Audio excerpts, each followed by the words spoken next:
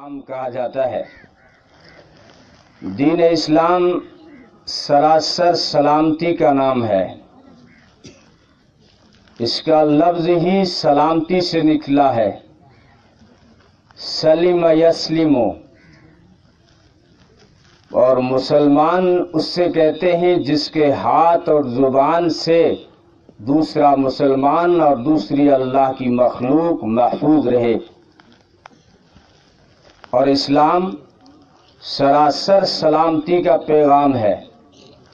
اور آج ایک سازش کے تحت اسلام کو بدنام کرنے کے لیے اور مسلمان کو بدنام کرنے کے لیے یہ کیچڑ اچھالا جاتا ہے کہ اسلام شدت پسند دین ہے، مسلمان دہشت گرد ہے۔ یہ دشمنوں کی سوچی سازشیں ہیں۔ حقیقت یہ ہے کہ اسلام سراسر سلامتی اور امن کا پیغام ہے۔ اللہ کے رسول صلی اللہ علیہ وسلم نے فرمایا، وَيْحَكَ يَا أَبَا سُفْيَانَ قَدْ جِئْتُكُمْ بِكَرَامَةِ الدُّنْيَا وَالْآخِرَةِ۔ ابو سفیان، تمہاری حالت پہ بڑا افسوس ہے۔ اتنے بڑے لیڈر ہو کر اور اتنے سمجھدار ہو کر تمہیں میرا اسلام سمجھ میں نہیں آیا۔ وَيْحَكَ يَا أَبَا سفیان، ذرا غور تو کر، قَدْ جِئْتُكُمْ بِكَرَامَةِ الدُّنْيَا وَالْآخِرَةِ، میرا دین اسلام صرف آخرت کی بات نہیں کرتا بلکہ دنیا اور آخرت دونوں کی بھلائیاں سمیٹے ہوئے ہے میرا دین اسلام۔ اللہ تعالیٰ نے انسان کو جو دعا کرنے کا طریقہ قرآن کریم میں سکھایا وہ اس طرح ہے، ربنا آتنا فی الدنیا حسنہ وفی الآخرۃ حسنہ۔ اے اللہ، اس طرح مانگا کرو، اللہ کہہ رہے ہیں مجھ سے کہ اے اللہ میری دنیا بھی اچھی بنا دے اور میری آخرت بھی اچھی بنا دے۔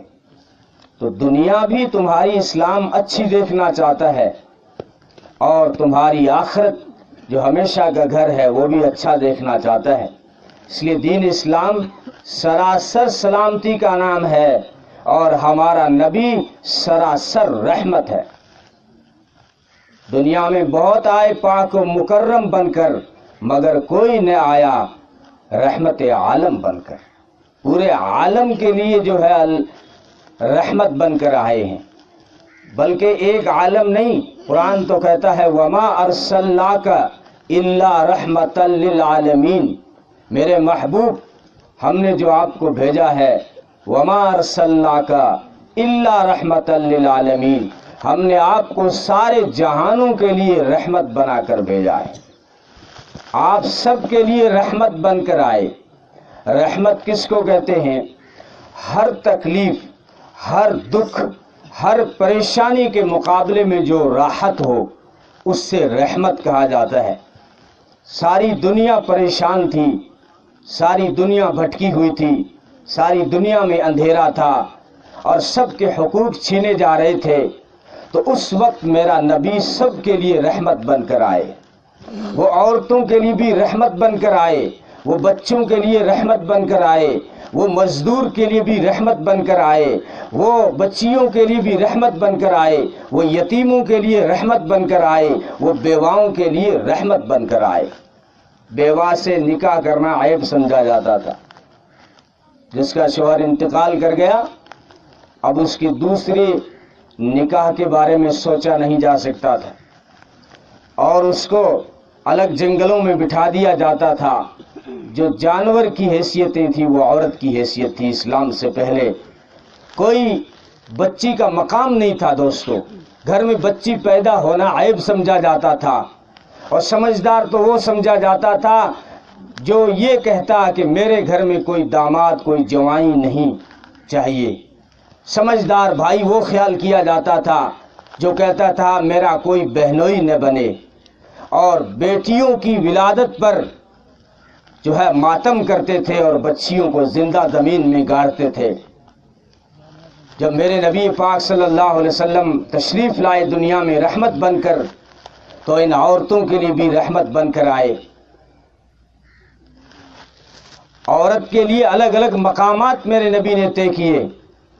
عورت جانور خیال کی جاتی تھی، اس پر بحثیں ہوتی تھی، یونانی لوگوں نے اس کے اوپر لٹریچر لکھے، فتوے دیے کہ یہ انسان ہی نہیں ہے، لیکن نبی پاک صلی اللہ علیہ وسلم نے آ کر عورت کے 4 منازل اور 4 اسٹیٹس متعین کیے. فرمایا عورت یا تو بیٹی ہوتی ہے، عورت یا بہن ہوتی ہے، عورت یا بیوی ہوتی ہے، عورت یا ماں ہوتی ہے. عورت کے یہ صرف 4 ہی مقامات ہیں، 4 ہی اسٹیٹس ہیں. عورت یا بیٹی ہے، یا ماں ہے، یا بہن ہے، یا بیوی ہے. یاد رکھیں عورت ڈانسر نہیں ہوتی، اگر عورت ڈانسر بن جائے تو پھر عورت نہیں رہتی. یہ 4 مقامات، اور چاروں کے لیے الگ اعلان کیا. فرمایا جب عورت بیٹی ہے تو اس کے سر پہ شفقت کی چادر ہے، جب عورت بہن ہے تو اس کے سر پہ عفت کی چادر ہے، عورت جب بیوی بنے تو اس کے سر پہ وفا کی چادر ہے، عورت جب ماں بن جائے تو جنت ماں کے قدموں کے نیچے آ جاتی ہے. یہ نبی نے عورت کے لیے بھی رحمت بن کر آئے. آج سازش کے تحت اسلام اور مسلمان کو بدنام کرنے کی ناکام کوشش کی جا رہی ہے، لیکن اسلام کی فطرت میں قدرت نے لچک رکھ دی، جتنا دباؤ گے اتنا ابھرے گا. بہت دبائے، دبانے والوں نے، بہت تاتاری آئے جنہوں نے قسمیں کھائی تھی دھرتی پہ ہم اسلام کو رہنے نہیں دیں گے، وہ خود دھرتی سے مٹ گئے، لیکن اس دھرتی سے اسلام مٹا نہ مسلمان مٹا. آج بھی جو خواب دیکھ رہے ہیں ان کے یہ سپنے کبھی پورے نہیں ہوں گے. اللہ تعالیٰ خود حفاظت فرما رہا ہے اپنے محبوب کی اور اپنے دین کی، اپنے محبوب کی شریعت کی اور اپنے دین کی. تو اس لیے دین سراسر سلامتی کا نام ہے، اور میرے نبی سراسر رحمت بن کر آئے. بچوں کے لیے بھی رحمت بن کر آئے، مزدور کے لیے بھی رحمت بن کر آئے. لوگ مزدوری کرا لیتے تھے اور شام کو مزدور کو چھوڑ دیتے تھے. مزدور کو کوئی حق نہیں ہوتا تھا کہ اپنی اجرت مانگے، مزدور کو کوئی حق نہیں تھا کہ اپنی مزدوری جا کے مالک سے مانگ لے. یہ ظلم ہوتا تھا مزدور پہ. لیکن جب میرے نبی اس دنیا میں رحمت بن کر آئے تو اعلان کیا کہ مزدور کا پسینہ سوکھنے سے پہلے پہلے اس کی مزدوری دے دو.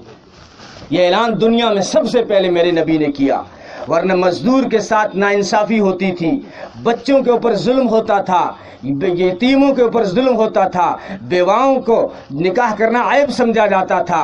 میرے نبی نے سب سے پہلا جو نکاح کیا وہ 40 سال کی ایک بیوہ سے نکاح کیا، خدیجہ، جس کی عمر 40 سال تھی، اور نبی جو جوان تھے 25 سال کی عمر ہے، اور 40 سال کی بڑھیا سے کیوں نکاح کر رہے ہیں؟ اس لیے کہ دنیا کو پیغام دینا تھا کہ میرا جو ہے شادی کا مقصد وہ نہیں ہے جو دنیا کا ہوتا ہے، میرا مقصد تو یہ ہے کہ میں شادی کر کے ایک بڑھیا بیوہ کا گھر بسا رہا ہوں. میرا نبی عورتوں کے لیے بھی رحمت بن کر آئے، بچوں کے لیے بھی رحمت بن کر آئے، یتیموں کے لیے رحمت بن کر آئے.